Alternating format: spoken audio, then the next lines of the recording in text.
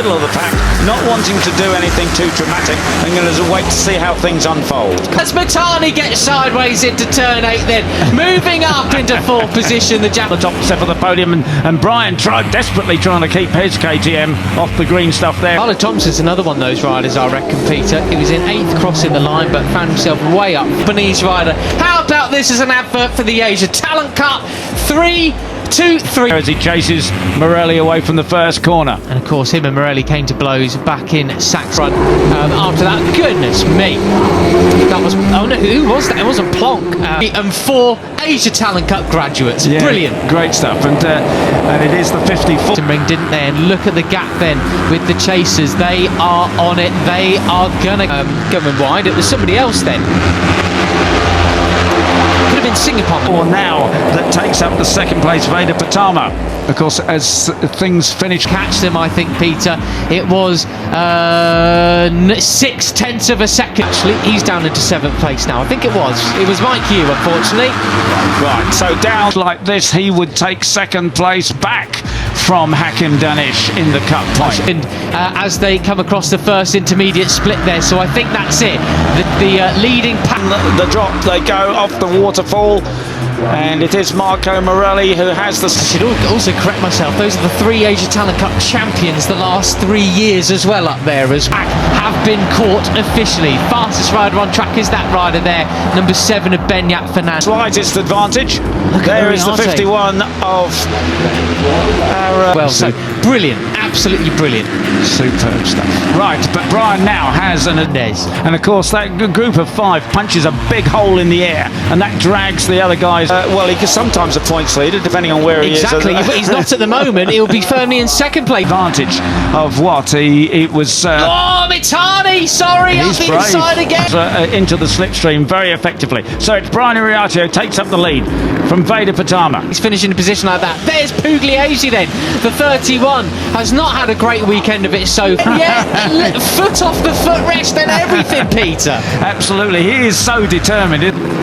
So heavy on the brakes, and it's really steep downhill into turn 4 there. You can see the rear far had a very nonplussed expression about him all weekend long so far. To end his season on a high note, absolutely brilliant stuff. And I said, you know, he's looking hopefully... Wheel of Uriarte is just popping off the ground momentarily. As they now come into the... but he might well be feeling a bit happier after this. Morelli still leads down in towards turn 1, but... to impress people to get a ride. So Marco Morelli has his ride already, but he isn't slowing. Fastest sweeping section is Guillaume Plonk, first rider to have a long lap penalty. Goodness me, how many riders abreast do you want to be? Ramadipa goes in a second place then. Down at all, he's right on Zen's tail and ahead of Hakim Danish. What a keeping exceeding track limits.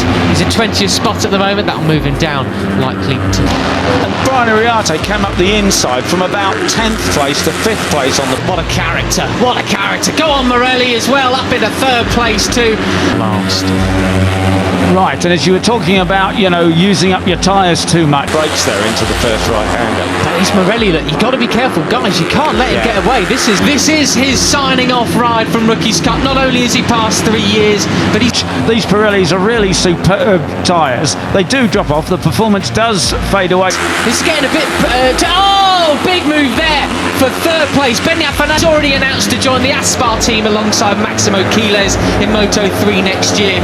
Slightly, but it's very, very predictable. So the guys can feel what's happening, and is up the inside of Pugliese there, moves him wide. But as I was saying, you know, plan B he came in a Rookies Cup with. Plan A has well and truly worked. Usually doesn't give them any nasty surprises. It's Brian Iriarte that leads, but up the inside now. Morelli's not a rider you want to let get away. No, he isn't. I think Brian Iriarte has seen that towel. That's right, and he's looking for his first win of this season. It's David Gonzalez there on the number 11 into 2nd place. I think I saw and he knows it. He was around to watch 2 wins he won in Jerez and Assen last year in Rookies Cup, but although he's got a Christian Daniel pushing Marco Morelli rather wide there in towards the penultimate turn.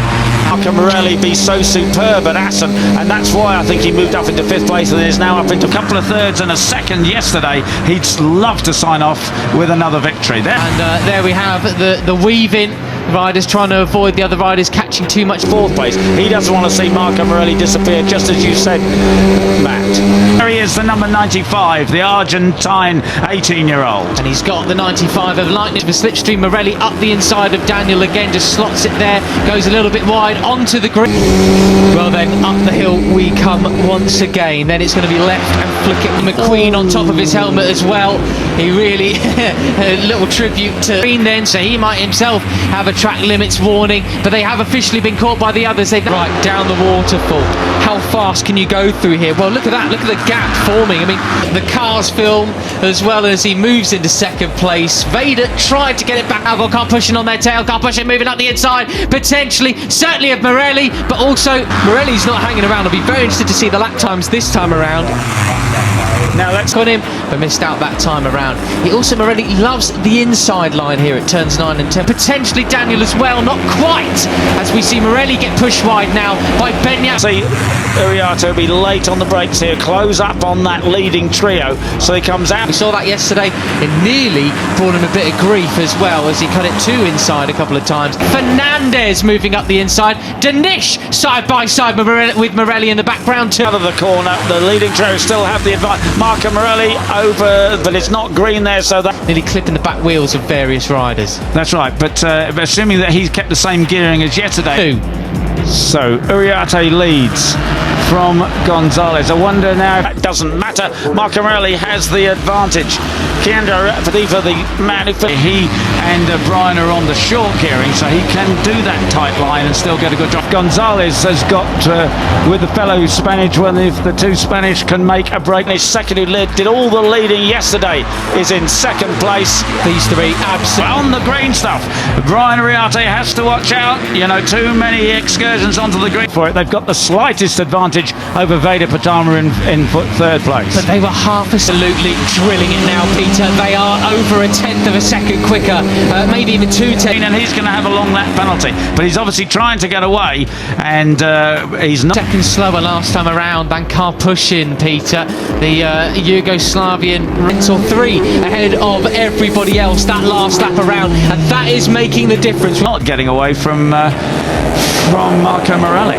Yeah, Morelli definitely catching rider, Kyrgyzstani rider, sorry.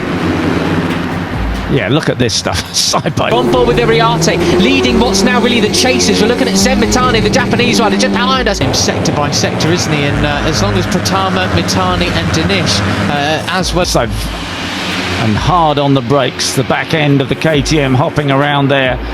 Inspired by Kevin Schwantz, that's why he runs the number 34. But look out front.